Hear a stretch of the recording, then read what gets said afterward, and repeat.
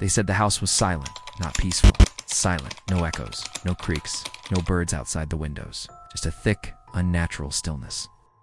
Millbury House had been empty for 63 years, till Emma and David Langley moved in with their 9-year-old daughter, Lily. A fresh start after the accident. Or so they hoped.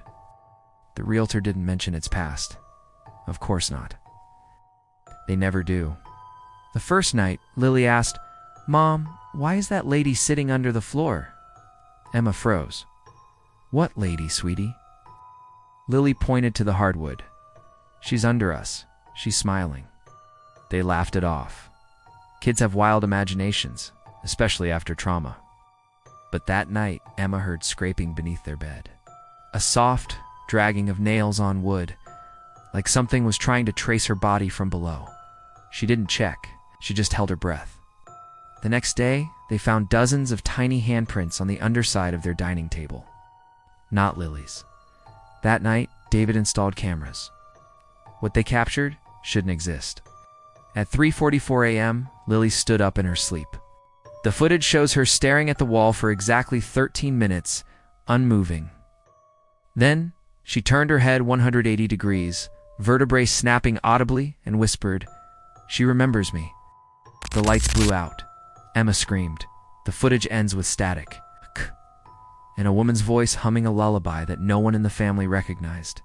The next morning, Lily didn't remember a thing, but her eyes were different, like someone was watching through her. Emma found dirt in her bed, thick black soil, and something worse, a baby tooth. But Lily hadn't lost any. They tried to leave, packed everything. But when they opened the front door, it wasn't the neighborhood outside. It was the same hallway. Over and over again, a loop. No matter which way they walked, they kept returning to the house. Then the whispers started. From the walls, from the vents, from beneath the floorboards. She was buried in silence. Now she lives in sound. She was buried in silence. Now she lives in sound. Emma pried open the basement door. The air dropped instantly. It's cold, like the breath of something long dead. In the far corner of the basement was a hatch in the ground, sealed with melted wax and human hair. A name carved into the wood. Margaret Thorne, 1887. David pulled it open. The scream that erupted wasn't human.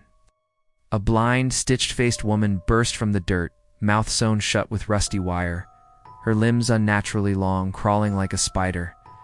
Her skin was pale and wet, like she'd never seen light. She didn't walk. She hovered just inches above the floor. She lunged at David. The camera dropped. Static. Only audio remained. A child crying. Emma screaming. Then the unmistakable sound of a needle sewing through flesh. Days passed. Police found the house exactly as it was decades ago. Furniture covered. Dust thick. No signs of recent life, except the family portrait on the fireplace mantel. Newly added. Emma, David, and Lily, all smiling, but their eyes completely white. And behind them, standing in the shadows, barely visible, a woman in black, her mouth stitched shut, her hand resting on Lily's shoulder. The photo was dated August 6th, 1887.